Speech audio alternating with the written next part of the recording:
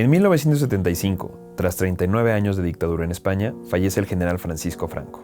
De esta manera se abre la puerta para que en el país comience una evolución política hacia un sistema democrático. En 1977 se realizan elecciones a un parlamento constituyente, con participación de los principales partidos opuestos a la dictadura, y se firman los Pactos de Moncloa, un acuerdo social entre el gobierno centrista, los partidos políticos, los sindicatos y el sector empresarial, para facilitar la transición a la democracia. La transición española, el paso de una dictadura cerrada y de larga duración a un sistema democrático, es un fenómeno político que no solo tiene lecturas internas, sino que a partir de un momento determinado, sobre todo coincidiendo con la situación en América Latina y en otros países más tarde de Europa Central, se va a adoptar como un modelo, ¿no? Se va a hablar del modelo español o del modelo de transición como un fenómeno exitoso, donde con un coste muy limitado prácticamente se genera una reconciliación civil y se produce un pluripartidismo con ciertas condiciones, pero que permite arrancar de nuevo las vidas democráticas. ¿Cómo se valoraría esa experiencia con respecto a los años 80-90, es decir, en la versión clásica exitosa del modelo? Bueno, obviamente el proceso de transición democrática en España tuvo mucho impacto en América Latina por las relaciones históricas y culturales que siempre existieron entre los países latinoamericanos y España, y esta visión de España como un referente ineludible, ¿no? En el caso de los procesos de transición en América Latina, que tuvieron lugar fundamentalmente finales de los años 70, mediados de los años 80, y creo que en particular, digamos, dos cuestiones fueron recuperadas desde América Latina, de la experiencia española.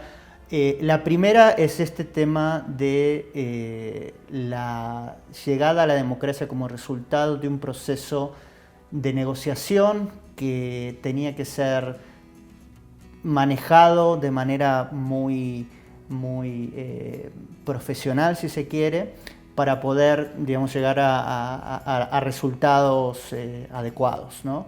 Y en particular el rol que en este proceso de negociación tenían que jugar actores de diferentes posturas, tratando de que primaran fundamentalmente las similitudes o los puntos de acuerdo, y dejando de alguna manera de lado las diferencias. Y otro elemento importante, yo creo, fue los peligros que también estaban digamos, presentes en este proceso de transición hacia una apertura política, ¿no? Digamos, y en particular creo que el intento de golpe de Tejero, digamos, también como que en América Latina fue visualizado, no necesariamente en el momento, digamos, sino en años después, como uno de los peligros que estaba ahí latente y que estos procesos de transición no podían dejar de prestar atención. En la transición española hay pactos para construir un futuro en buena medida sin revisar el pasado de la dictadura. Y por lo tanto deja abierta una serie de consideraciones morales sobre la reparación de las víctimas, sobre el sentido de justicia, porque la opresión fue injusta y no va a ser revisada. Eso, sin embargo, en un momento determinado en América Latina sí que fue replanteado, ¿no? Es decir, sí que hay una segunda fase de esas transiciones en las cuales los acuerdos iniciales son de nuevo al menos revisados. ¿Y con qué alcance son revisados realmente? Bueno, obviamente este tema también fue un tema central en los procesos de transición en América Latina. En una primera etapa, salvo en el caso de Argentina, donde la transición se dio en condiciones bastante particulares, porque, digamos, la derrota en la Guerra de las Malvinas deslegitimó completamente al régimen militar, digamos, sumado a los fracasos en el plano económico. Entonces, quizá Argentina es un caso excepcional porque fue el lugar en donde los militares prácticamente tuvieron que huir del poder, digamos, ¿no? Mejor dicho, una de las consecuencias de este proceso es que fue el país, Argentina, en donde mayor se avanzó en juzgar el pasado. Muy pocos años después del inicio de la vuelta a la democracia en el 83, se llevó adelante un proceso de juzgamiento público de los líderes de las juntas militares que derivó en que la mayoría de esos terminaran en la cárcel, digamos, ¿no? Esto no fue lo que pasó en la mayor parte de los otros países de América Latina, ¿no? En donde, si bien hubo con el paso de los años intentos de revisar el pasado, esto más bien tuvo que ver con poner en claro los hechos más que con establecer procesos que derivaran en penas, digamos, para los que habían sido responsables de estas situaciones, ¿no? Con el paso de los años, digamos, se ha vuelto a replantear un poco esta idea de cómo pasar, digamos, de un sistema en el cual hay ciertos actores que son responsables de ciertos hechos, pero que necesariamente se requiere su participación en el futuro, digamos, ¿no? En España se habló en la transición de un pacto de silencio que ha sido muy discutido, porque en realidad no solo no es explícito, sino que no impide que la investigación académica explore bien lo que fue realmente la violencia de la guerra civil o de la posguerra o de la propia dictadura, y por lo tanto no es acallar esa posibilidad, pero sí que no se convierta ni en un debate público ni en una reparación pública de lo que ha sido la historia de las víctimas durante un largo periodo. Sin embargo, eso va a tener a su vez una revisión. 30 años después de iniciarse el proceso democrático, en el 2007, se aprueba una ley de memoria histórica que obliga, entre otras cosas, a devolver los restos mortales que yacen todavía en fosas comunes y a eliminar los lugares de la memoria que ensalzan la victoria en una guerra y los héroes del franquismo. Esto, sin embargo, realizado en una fecha tan tardía con respecto al punto inicial de la fundación de la democracia, ha sido interpretado por sectores conservadores como un intento de cambiar la historia. Planteo esto porque hoy en día, es decir, la situación ha cambiado. Vivimos una situación en España distinta, donde el bipartidismo que se había asentado durante varias décadas se ha roto, al menos transitoriamente, y donde hay nuevas demandas en la sociedad y nuevas voces que piden revisar lo que fue la transición, 40 años después, el precio de la transición, los abandonos de tipo moral que se hicieron para alcanzar un acuerdo y una convivencia democrática, pero también revisar y encontrar una reparación justa y moral. Construir democracia sin justicia histórica, por decirlo así, retroactiva, eso es posible. En América Latina se plantea algo semejante, o en perspectiva puede llegar a plantearse en un momento determinado. En el caso de América Latina, a ver, digamos, yo creo que digamos, esta cuestión ha resurgido en los últimos años de la mano de este proceso de polarización política, ¿no? Digamos, y que ha llevado en muchos de estos países a la izquierda al poder, digamos, ¿no? Y lo interesante es que en muchos de estos gobiernos de izquierda que llegan al poder, varias de sus figuras centrales han sido o fueron actores importantes en estos años de la dictadura. En el caso de Bachelet, ¿no? Digamos, directamente afectada por el gobierno militar en Chile, exiliada. En el caso de Dilma, digamos, también torturada, presa por el gobierno militar en Brasil. En el caso de los Kirchner en Argentina, también, digamos, si bien no se compara su situación con la de estos otros personajes que nombré antes, de alguna manera forzados a dejar su vida política o suspender su vida política por algunos años. Y bueno, algunos otros miembros de su gobierno, víctimas directas de la dictadura militar. De la mano de ellos ha habido ciertos intentos por volver a poner este tema en la agenda. Lo interesante o, digamos, preocupante desde donde se lo mire es que en muchos casos la respuesta de los sectores más conservadores ha sido también, digamos, como muy fuerte. En las marchas contra Dilma o a favor del impeachment en Brasil en los últimos meses hacían hincapié en estos reclamos de ciertos manifestantes de que vuelva la dictadura si no sacan del medio estos militares, ¿no? O algunos de los congresistas que votaron por el impeachment reivindicando algunas figuras de la dictadura. Es un tema que de alguna manera ha salido nuevamente a la superficie. De alguna manera la reacción de ciertos miembros de la clase política en estos países ha sido nuevamente volver a plantear esta cuestión de es algo que tenemos que volver a callar y dejar atrás, digamos, ¿no? En la propia experiencia española se conoce una etapa larga de crecimiento económico, de construcción del Estado social, de prestaciones. Hay una etapa exitosa que lleva a revisar también el propio pasado con un carácter optimista, y hay un grado de satisfacción de la ciudadanía bastante grande con sus instituciones, con su pertenencia a Europa, con una serie de elementos que hace que se convirtiera durante un tiempo como el pueblo más feliz, ¿no?, dentro de un entorno determinado.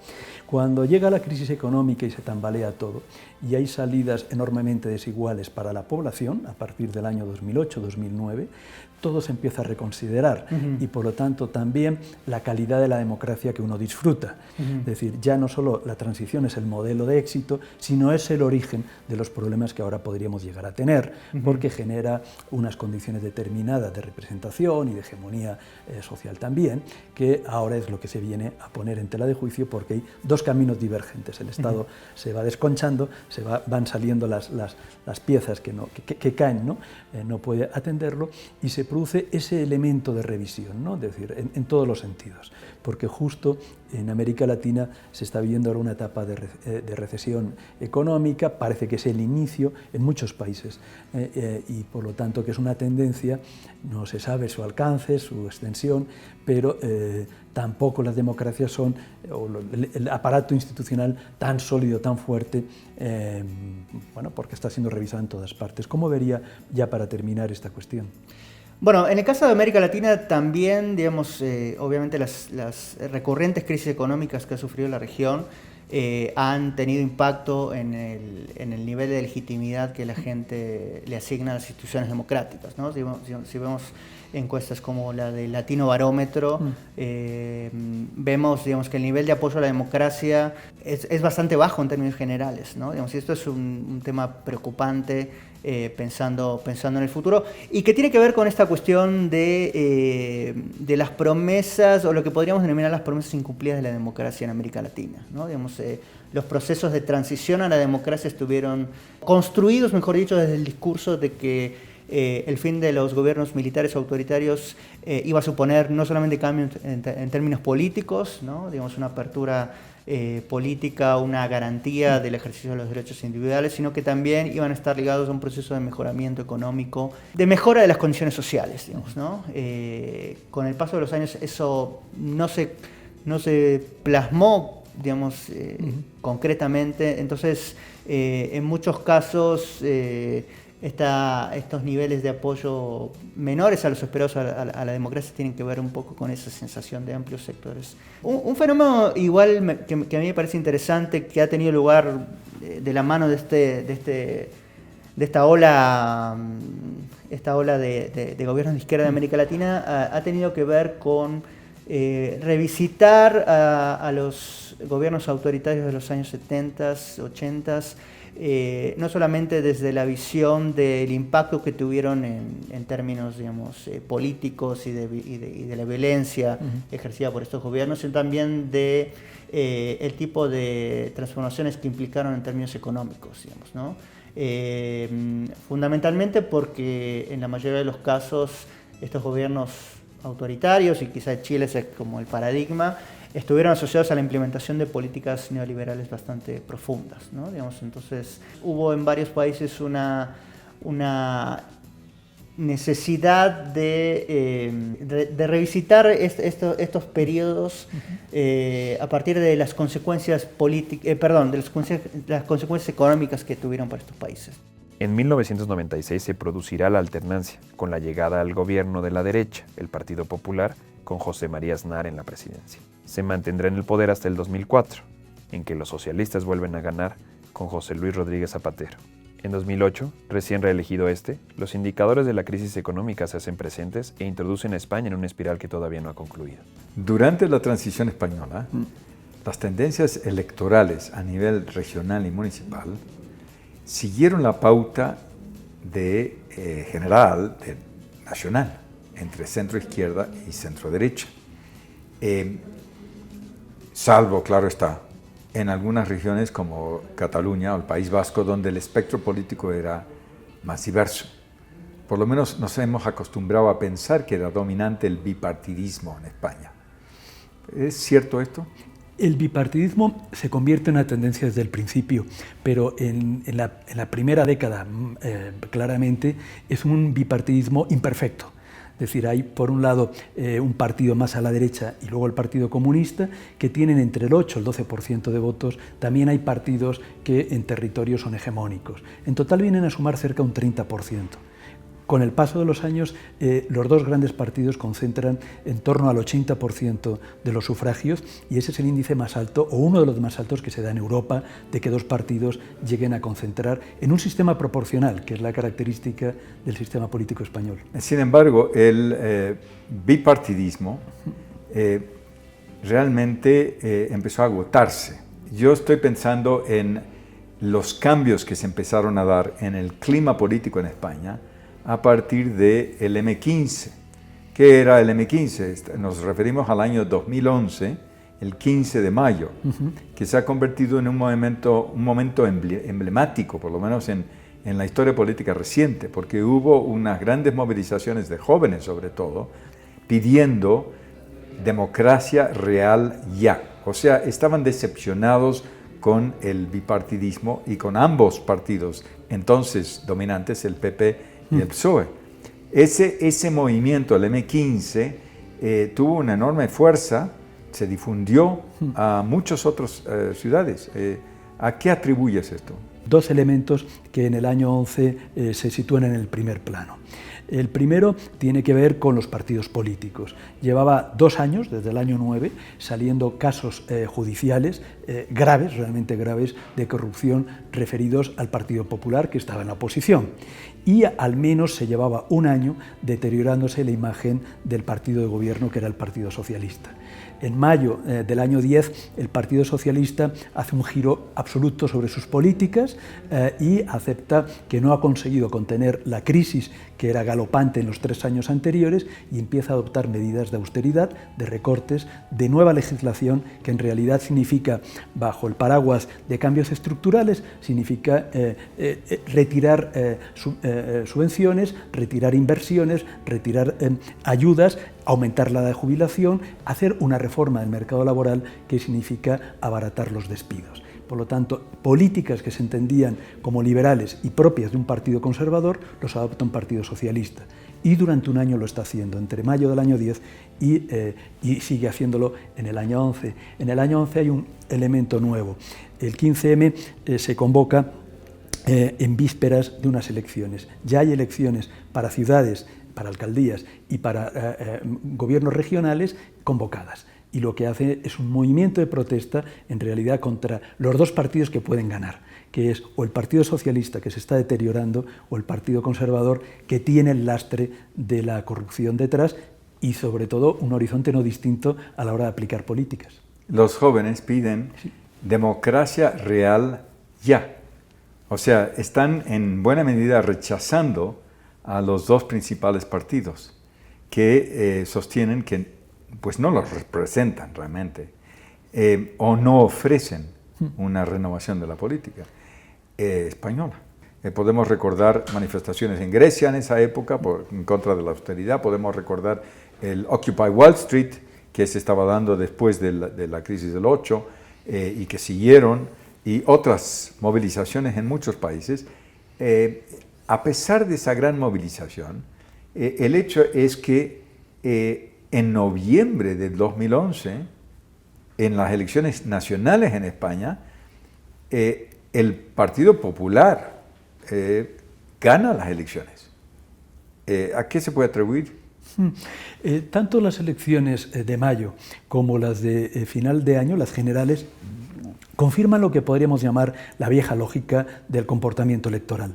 Es decir, hay una protesta de jóvenes que se va a ir extendiendo ampliamente en la geografía y en los propios sectores a partir de en un marco de edad, en un segmento de edad, aunque luego también se corre hacia otros grupos de población. Pero los que votan generalmente no son ellos. Había un alto grado de abstención entre los jóvenes y se ve como una protesta, como algo circunstancial, como una muestra de rabia, de rechazo. Y sin embargo, la lógica tanto de unas elecciones como otras obedece a la posibilidad de la alternancia. Es decir, en ambas el Partido Socialista fue muy castigado. Perdió las ciudades y comunidades que todavía conservaba, y en las elecciones generales hubo una amplia mayoría absoluta conservadora. Entonces, la clave que parece orientar el voto en ese momento es la posibilidad de políticas económicas distintas. El año 11 es un año especialmente grave en la situación económica española. El desempleo se había situado por encima de los 5 millones de trabajadores, una población de 18 millones de población activa. Estaba alcanzando por encima del 22% del desempleo en términos generales, pero lo más importante era que en el caso de los jóvenes era mucho mayor. Los jóvenes ese año, el 4 de cada 10 están desempleados. Todavía se va a llegar a cerca de 6 de cada 10 en los 2 años siguientes. Y por lo tanto es una crisis que golpea a la sociedad, que golpea particularmente a los jóvenes. Y en esas elecciones todavía hay una respuesta tradicional, la alternancia. Los socialistas han generado unas soluciones que ideológicamente no son las suyas, políticamente no son las suyas, pero además no están resolviendo el problema y están agravándolo por 2 razones. Porque han creado en el último año lo que podríamos llamar, empleando la expresión de Orwell, un neolenguaje. Están llamando a la realidad de forma distinta, creyendo que con eso la matizan. Están hablando de desaceleración del crecimiento, cuando el PIB está cayendo más de un 3% por año. Están hablando de aparición de brotes verdes de la recuperación económica, cuando el déficit se ha subido al 11% y el paro no ha dejado de crecer. Por lo tanto, hay un discurso público que no se corresponde con la realidad cotidiana. La pobreza, los índices de pobreza se han disparado. La pobreza infantil está alcanzando ya en esa fecha el 30%. Y por lo tanto son índices de país realmente subdesarrollado y nos están hablando de condiciones. Entonces hay como un desapego muy grande a ese tipo de respuestas que está pasando, ¿no? Ahora, dentro de ese desapego, sí, y entre el 11 y el 2015, sí, ese descontento va a generar una serie de movimientos sociales que se van a convertir también en movimientos políticos, que van a servir de base para el surgimiento de nuevos grupos políticos como Podemos o Mareas u otros grupos, ¿no? sí. El 24 de mayo hay elecciones municipales en España que cambian el panorama político. Es realmente sorprendente. Las coaliciones populares ganan en las grandes ciudades. En Madrid, en Barcelona, en Zaragoza, en Valencia, en La Coruña, en Cádiz. En Madrid surge esta figura emblemática de Manuela Carmela, sí, que va a ser la alcaldesa de Madrid, progresista. En Barcelona, Ada Colau, la alcaldesa de Barcelona, que encabeza una coalición. En Valencia hay otra coalición progresista. En Zaragoza y Cádiz gana Podemos. En La Coruña, Mareas. sí. ¿Qué explica que todos estos grupos políticos surjan y ganen en ese momento? Recogen lo que ha sido una movilización que no se detiene en el 11M. Los jóvenes van a los barrios y empiezan a actuar en barrios. En los barrios se están produciendo, precisamente como aumento de los índices de pobreza, los desahucios. Y entonces estos jóvenes se van implicando en barrios con elementos, con personas normales que en condiciones muy dramáticas están siendo sacadas a la calle. Ocupan oficinas bancarias e intentan evitar mediante resistencia pasiva los desahucios de la policía. Y eso tiene un enorme impacto mediático porque hay como una conciencia en la propia sociedad de que es injusto que estas personas las echen de la forma que lo están echando. A la vez va a haber protestas sectoriales. Los profesores, los padres de alumnos salen a la calle para lo que llaman la marea verde, que son el tipo de camiseta que llevan para protestar contra los recortes en educación. Con que haya cambiado la ley para que en el aula tenga que haber o se permitan más alumnos que antes y por lo tanto la calidad de la educación baje, que hayan despedido a profesores. Esa es una de las mareas. La otra es la blanca, las batas blancas de los médicos y el sector sanitario que sale a la calle para impedir que sigan recortando camas en hospitales y atención primaria sanitaria o hayan retirado las tarjetas sanitarias a los emigrantes. Y entre el 13 y el desempleo sube por encima de los 6 millones y el desempleo juvenil sube por encima del 55%, es decir, es que la tendencia no ha sido revertida, sino que se ha ido agravando. Entonces lo que nos encontramos es, en un momento determinado, en el 15, soluciones que armonizan estas mareas. Es una suma de reivindicaciones ciudadanas, por eso tiene más éxito en las ciudades y además en las ciudades más pobladas donde hay una mayor sensibilidad ante estos temas. Y eso explicaría cómo se politiza, de la idea de no nos representan, y la respuesta es claro que os representamos porque el sistema democrático siempre representa, no se puede vaciar de legitimidad, pues en ese caso se crean alternativas políticas y se llevan como candidaturas unitarias. Y en este caso lo simbolizan bien las nuevas alcaldesas, la de Madrid, la de Barcelona, Ada Colau, Manuela Carmena. ¿Por qué no son políticos profesionales? Porque Ada Colau viene de presidir una asociación contra los desahucios, que se ha implicado en los movimientos antidesahucios y lo ha hecho judicialmente y a través de movilizaciones. Y en el caso de Carmela, porque es una jueza ya retirada, ya está jubilada, que viene escribiendo y viene actuando, respaldando este tipo de protesta ciudadana, ¿no? Que es una manera de empoderar a la ciudadanía, que los ciudadanos no pueden delegar en los políticos cosas que les atañen en el día a día y por lo tanto se tienen que implicar. Estamos en una democracia representativa, pero tiene que haber una mayor participación directa de los ciudadanos. Eso es algo muy interesante para México y para América Latina. La democracia real que se está construyendo hoy en España es una experiencia nueva en tanto que es más diversa, es más plural, es más juvenil, responde a la crisis del 8 y sus consecuencias, pero responde también a cambios en la vida cotidiana, a la forma de conectarse los jóvenes, por ejemplo, a través de los celulares, de las redes sociales, etcétera, etcétera. Pero creo que precisamente por ese motivo el caso español es muy interesante y creo que eso es algo que nos da cierta esperanza de que las cosas pueden cambiar, aunque la situación política en España es muy complicada actualmente. La idea que por un lado va la economía y otra la política se ve que no es cierto, es decir, la política toma decisiones que afectan a la economía y que afectan a los ciudadanos, pero además la resolución de la crisis tiene distintas salidas, con más perjudicados o menos perjudicados. Tomar en serio la democracia y la participación, que creo que lo que ahora se ha puesto sobre la mesa, es lo realmente importante. Es decir, que hay formas participativas que hace que no haya una mera delegación en los representantes, sino hay una exigencia a esos representantes de que asuman reivindicaciones. En ese sentido, sí, una profunda regeneración democrática es lo que hay detrás, que además excluye, por supuesto, las formas más espurias de la política, que son aquellas que vinculan política y corrupción, que era una de las lacras, o es una de las lacras que se ha apoderado de la política española en los últimos años, en los 3 últimos lustros, desde luego. En diciembre de 2015, el sistema de partidos políticos de España sufrió una conmoción. Las elecciones al Parlamento dejaron un mapa fragmentado. Desapareció el bipartidismo y la posibilidad de formar una mayoría clara. Los dos partidos que desde 1982 se habían turnado en el gobierno español pasaron a sumar únicamente el 55% de los votos. Emergieron dos formaciones que hacían bandera de la regeneración democrática: Podemos por la izquierda y Ciudadanos por el centro liberal.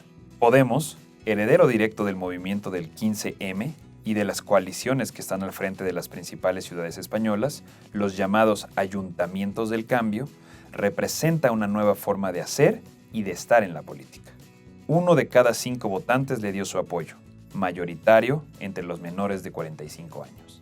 Los socialistas quedaron igualados a los anteriores, con un voto de más edad y más rural, en su peor resultado desde 1977. La crisis económica, la extensa corrupción, conocida sobre todo a partir de 2009, las políticas ajenas a la sensibilidad social y a los más desprotegidos, alentó la formación de un nuevo partido de centro-derecha, Ciudadanos. Pero pasó factura al Partido Popular, que perdió 20 puntos porcentuales de voto, aunque logró el respaldo de 1/3 de los electores en las últimas elecciones de 2016. Los conservadores retienen el gobierno y consolidan un número de apoyos, que se muestra indiferente a la corrupción que afecta a ese partido, dando preferencia a un modelo de salida de la crisis económica, con un elevado sector de excluidos y damnificados. La inestabilidad internacional favorece su pretensión. La corrupción ha quedado en manos de los jueces, como si no socavara la confianza de la población en las instituciones y fuera ante todo un problema político, de democracia.